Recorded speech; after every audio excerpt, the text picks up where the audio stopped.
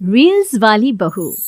प्रज्ञा को रील्स बनाने का बड़ा ही क्रेज है और वो दिन भर रील्स बनाती रहती है। खाते पीते घूमते फिरते घर में कॉलेज में रील्स बनाने के कारण प्रज्ञा पूरे कॉलेज में हाईलाइटेड है। जहां उसकी रील्स सभी को पसंद आते हैं, वहीं मनीषा चिंता में डूबी रहती है। एक रोज जब खाते हुए प्रज्ञा रील्स बना रही होती है, तब मनीषा कहती है, 1 मिनट भी चैन नहीं है इस लड़की को। ये नहीं कि खाना तो आराम से खा ले, लेकिन नहीं, अरे थोड़ी देर रील्स नहीं बनाओगी तो आसमान नहीं टूट पड़ेगा। अरे मम्मी, इसी को तो कहते हैं डिटर्मिनेशन। तुम नहीं समझोगी ये सब। भगवान, इस लड़की को सद्बुद्धि दे। जब देखो तब टेढ़ा बाका मुंह बनाती रहती है। मनीषा की बात का प्रज्ञा पर जरा भी असर नहीं होता और वो खाते खाते रील्स बनाती रहती है। दिन बीतने लगते हैं और देखते देखते प्रज्ञा का कॉलेज भी खत्म हो जाता है। आए दिन कोई ना कोई मनीषा को प्रज्ञा की शादी करवाने का सुझाव दे जाता है। सब ठीक ही कहते हैं, प्रज्ञा की शादी कर देनी चाहिए। अपने घर के काम काज में व्यस्त हो जाएगी तो खुद ही ये रील्स और नाच गाना बंद हो जाएगा। मनीषा और प्रेम प्रज्ञा के लिए एक अच्छा लड़का ढूंढने लगते हैं और तभी विकी का रिश्ता प्रज्ञा के लिए आता है, जिसने प्रज्ञा को उसकी रील्स देखकर पसंद कर लिया था। अगले दिन विकी अपने माता पिता के साथ प्रज्ञा के घर पहुंच जाता है और प्रज्ञा साड़ी पहने हाथों में चाय की ट्रे लिए उनके सामने आती है। जब विकी को पसंद है तो हमें भी बहू पसंद है।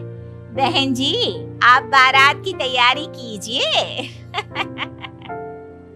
एक बार लड़का लड़की अकेले में बात कर ले तो अच्छा रहेगा। हाँ हाँ, क्यों नहीं।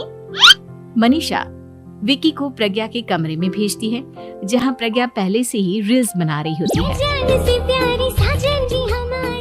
तभी विकी कहता है, आ गए आपके साजन जी। हमारे साथ ये रील्स कंप्लीट करती तो और भी अच्छा रहता। अच्छा जी, अब आ ही गए हैं तो बना ही लेती हूँ आपके साथ। दोनों मिलकर रील्स बनाते हैं। जब वी मीट और तुरंत पोस्ट भी कर देते हैं। फिर विकी कहता है, जब आप साड़ी में चाय लेकर आए तब मुझे लगा कि कहीं मैं गलत घर में तो नहीं आ गया। अब सही है। दोनों की शादी पक्की हो जाती है और शादी के दिन भी प्रज्ञा रील्स बनाने से चूकती नहीं। यहाँ तक कि बारात के समय भी नाचते हुए रील्स बनाती है। सभी लोग प्रज्ञा की तारीफ के पुल बांध देते हैं और प्रज्ञा नाचती गाती अपने ससुराल चली जाती है। सब कुछ अच्छा चल रहा होता है। अच्छा अच्छा। सुनीता अपना माथा पकड़ लेती है और कहती है, बहू, कुछ खाना बनाना भी सीख लेती। मम्मी जी, मैं लंबी प्लानिंग कर रही हूँ। जल्दी ही मैं इतनी फेमस हो जाऊंगी कि मुझे पैसे मिलने लगेंगे। हम दोनों सास बहू राज करेंगे, राज नौकर काम करेंगे और लोगों की तो लाइन लगेगी हमसे मिलने के लिए। तेरा दिमाग खराब हो गया है क्या बहू? हंसी मजाक तक ठीक है, लेकिन इस तरह घर नहीं चलते। जितना जल्दी हो इस घर के तौर तरीकों को सीख लो। प्रज्ञा मुंह घुमाकर चली जाती है और तुरंत उसी वक्त एक रील बनाती है। ये देख सुनीता का गुस्सा 7वें आसमान पर चला जाता है और विकी के घर आती ही सुनीता उसे सब कुछ बताती है। विकी भी अब प्रज्ञा की इन हरकतों से परेशान हो जाता है। तुम टेंशन मत लो मम्मा, मैं देख लूंगा। विकी कमरे में जाता है तो देखता है कि प्रज्ञा रील्स बना रही है।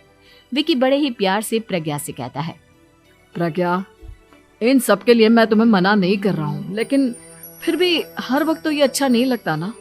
समझने की कोशिश करो, मुझे भी तुम्हारा थोड़ा वक्त चाहिए। मैं जब ऑफिस से आता हूँ तो मुझे समय देने की जगह इसी में लगी रहती है।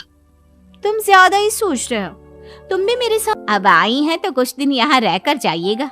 आप ही का घर है। हाँ मम्मी, बहुत दिन हो गए तुम्हारे साथ एक भी रील नहीं बनाई मैंने। प्रज्ञा तुरंत अपने फोन में रील्स ऑन कर लेती है। ये सब मुझसे नहीं होता। तेरा ये भूत अभी तक नहीं उतरा क्या? बहन जी, आप कुछ कहती नहीं क्या इसे? जब आप ही कुछ नहीं कर पाई तो मैं कर ही क्या सकती हूँ। सास तो वैसी ही बदनाम है। शाम को घर की लाइट चली जाती है और मनीषा प्रज्ञा से कहती है, मेरे घुटनों में बहुत दर्द हो रहा है, तू लाइट का कुछ इंतजाम करना बेटा। अच्छा कैंडल जला देती हूँ मम्मा। प्रज्ञा गाते हुए कैंडल जलाती है और खिड़की के पर्दे के पास रख देती है। मनीषा जिसे बहुत दर्द हो रहा है वो सो जाती है और प्रज्ञा हमेशा की तरह अपने रील्स में लग जाती है। उधर कैंडल की वजह से पर्दा आग पकड़ लेता है और मनीषा के कमरे में आग लग जाती है। बचाओ, कोई है, बचाओ। सभी भागते हैं और विकी कमरे की आग बुझाने में लग जाता है, लेकिन तब तक मनीषा आधी जल चुकी थी। मनीषा की हालत देख प्रज्ञा रोने लगती है। विकी मनीषा को तुरंत हॉस्पिटल ले जाता है और उसे एडमिट कराता है। विकी प्रज्ञा से कहता है, देख लिया ना, तुम्हारे इस नाच गाने की वजह से आज तुम्हारी माँ की जान जाते जाते रह गई। अब पता नहीं तुम और क्या चाहती हो। और पूरी तरह से अपने घर में लग जाती है।